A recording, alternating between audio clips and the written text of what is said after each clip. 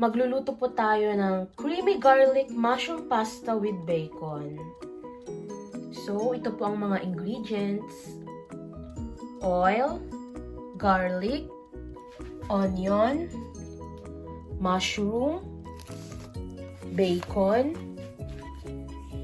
cooking cream, the pasta, linguine ang gagamitin ko ngayon, pepper, salt, and parsley.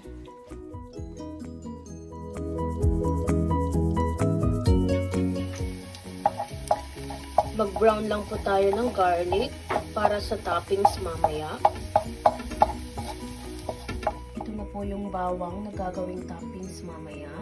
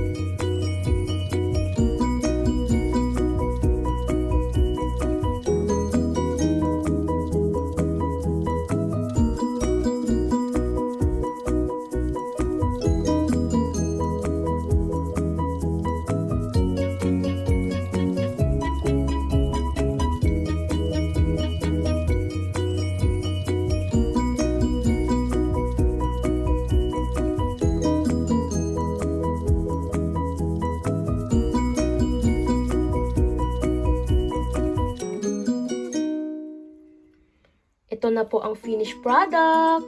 Ang creamy garlic mushroom pasta with bacon.